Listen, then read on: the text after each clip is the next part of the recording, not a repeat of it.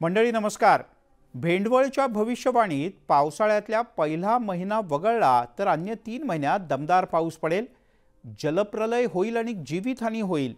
तसंच अर्थव्यवस्थेवर मंदीचं सावट आहे।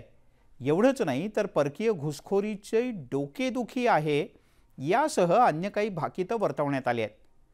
पण इतकंच नाही बरं का, भेंडवळला राजकीय भाकीत सुद्धा व्यक्त करण्यात आलाय। हे राजकीय भाकीत नेमकं काय आहे आणि मुळात भेंडवळची घटमांडणी, त्याची पद्धत, त्याची सत्यता या सगळ्याबद्दल या व्हिडिओतून जाणून घेऊयात।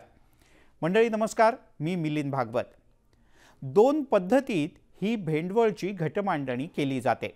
गुढीपाडव्याच्या दिवशी भाकीत वर्तवणारे महाराज गावातल्या मारुती मंदिराच्या पारावर घटांची मांडणी करतात आणि त्यानंतर 9 दिवस जंगलात किंवा अन्य गावात जाऊन भिक्षा मागून मिळेल ते आणि पात्रात पडेल तेवढंच अन्न खातात।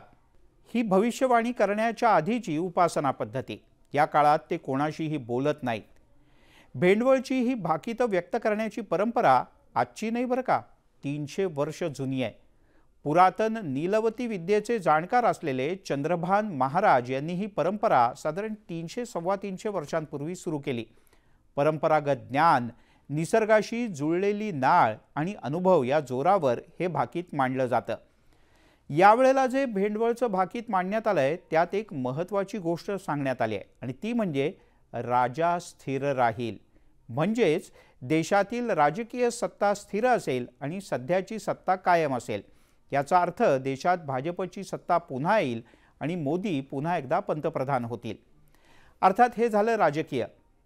पण ही घटमांडणी कशी केली जाते आणि यावेळेला या व्यतिरिक्त आणखीन काय काय मांडलंय, सांगितलंय तेही जाणून घेऊयात। 7 फूट व्यासाचा एक गोलाकार घट अक्षय तृतीयेला सूर्यास्ताच्या समयी तयार करण्यात येतो। यात 18 प्रकारची धान्य समान अंतरावर मांडली जातात। अंबाडी, कपाशी, ज्वारी, तूर, मूग, उडीद एवढंच नाही तर तीळ, भादली, बाजरी, हिवाळी मूग, साळी म्हणजे तांदूळ, जवस, लाख, वाटाणा या सगळ्या धान्याच्या बरोबरच गहू, हरभरा, करडी, मसूर हे सगळं या घटमांडणीत विशिष्ट पद्धतीनं मांडण्यात येतं। घटाच्या मध्यभागी 2 फुटांचा एक खड्डा खणला जातो आणि त्यात मातीची 4 ढेकळं ठेवली जातात, म्हणजे पावसाचे 4 महिने। त्यावर पाण्यानं भरलेला एक छोटासा घडा कसलं एक छोटं भांडं ठेवलं जातं। त्यावर वडा, भजं, करंजी, पुरी, सांडोळी, कुरडई, पापड, पानविडा आणि सुपारी सुद्धा ठेवली जाते। मंडळी या सगळ्याचा अर्थ आहे बरं का, दुसऱ्या दिवशी नैसर्गिकरित्या झालेले बदल बघून त्याच्या आधारावर हे भाकीत वर्तवलं जातं। विदर्भातील असंख्य शेतकरी याच घटमांडणीच्या आधारे खरीप आणि रब्बी हंगामाचं नियोजन सुद्धा करत असतात आणि हे आजचं नाही, गेल्या अनेक वर्षांचं आहे। हे भाकीत ऐकण्यासाठी दूरदूरवरून शेतकरी आवर्जून गर्दी करतात। यावर्षी पिकांची परिस्थिती साधारण राहील असं सांगण्यात आलंय।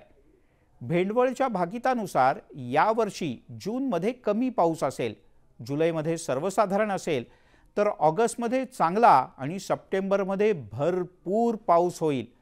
तसंच अवकाळी पाऊस सुद्धा होणार असल्याचं सांगण्यात आलंय।